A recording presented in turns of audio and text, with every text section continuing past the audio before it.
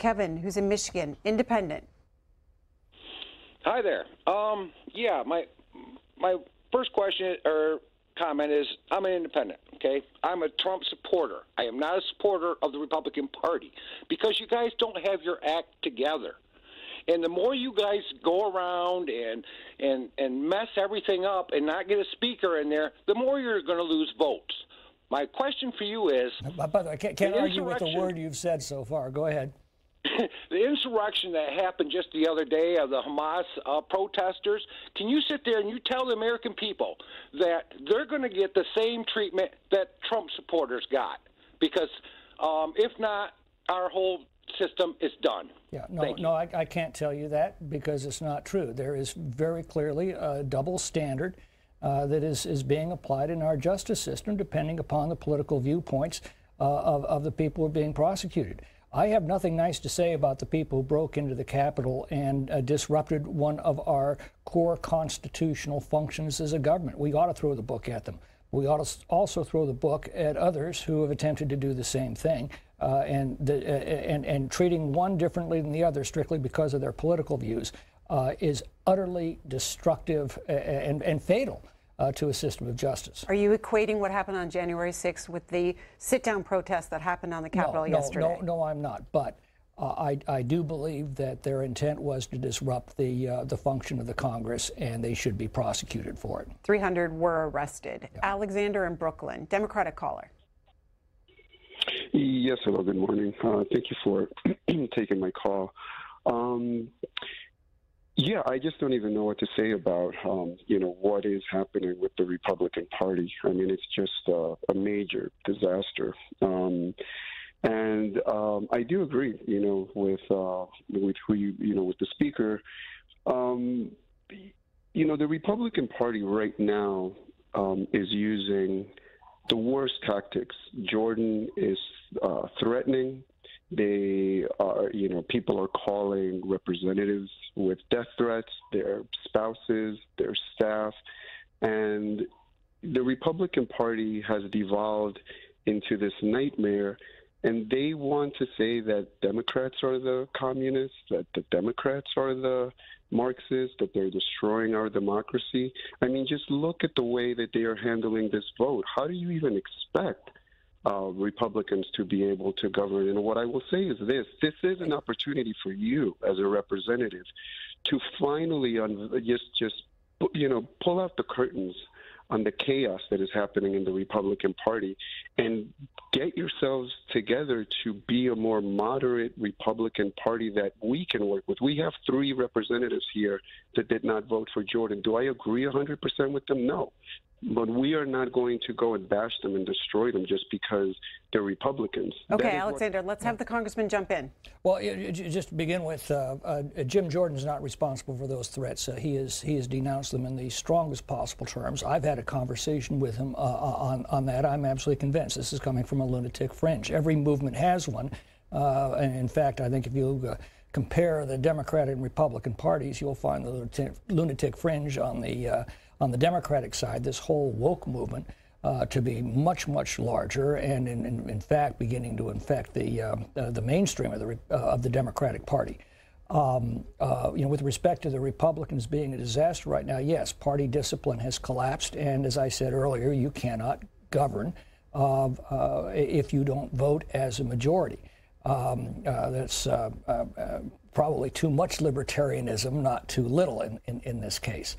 But the policies of the Republican Party that involve the prosperity of our country, the security of our borders, the security of our families, those are all quite sound policies, even if at the moment that's been subsumed by some very bad decisions by a very small minority of our party. Again, remember this. That was 8 members who took this upon themselves. They combined with the United Democratic Party in the House to create this chaos in the first place. I don't blame the Democrats for that. I blame those 8 Republicans. And at some point, I am praying that they will see the damage that they've done and act to correct it while there's still time. Jim Jordan on the first round of balloting lost. He had 220, did not have the 217 that he needed. Lost again, more support in the second round of balloting yesterday, and CNN was just running a headline saying that he'll lose big if there's a third round of voting. Do you agree? Again, can't read minds, can't tell fortunes. But as I said earlier, I think that we need to be not sitting in this studio talking about it. All of us need to be in the Capitol talking with each other to resolve this. That's the only way that it's ultimately going to be resolved. Morrisville, Pennsylvania. Rick's watching there, a Republican. Welcome to the conversation. Yes, hi. Thank you for taking me. For decades, those in control have destroyed our nation. We are bankrupt. We will never pay this debt without devaluing our currency. You anti-Trumpers are the fringe. We are the majority. You support this assault on our democracy to take Trump down. Trump supporters are the majority. To leave borders open is insane. We are against that. It is the establishment that is out of control. You are correct. The Freedom Congress is out of the establishment's control, out of the control of the donor class. The Freedom Congress is our only hope to save our democracy, to save us from this debt. What they are demanding is rational. To vote against Jordan is to vote against the United States of America. Well, I was one of the founding members of the Freedom Caucus because I believed we needed a strong, united conservative voice within the Republican conference. I left it after about 6 months because I recognized that their tactics were entirely counterproductive to our conservative agenda. I had envisioned a caucus that would influence the entire Republican conference and move them in a more conservative direction. I had not anticipated a group who would combine with the Democrats to thwart Republican agendas and ultimately to become counterproductive to the conservative agenda. And again, I would just point to their current tactics in trying to intimidate members in this vote. That's not helped Jim Jordan. That's hurt Jim Jordan. It's hurt him dramatically. He recognizes that. I don't understand why others can't see that. But, like I said, you talk these things out, and maybe you'll sit back and think more about what you just said. Michael, in Kansas, independent.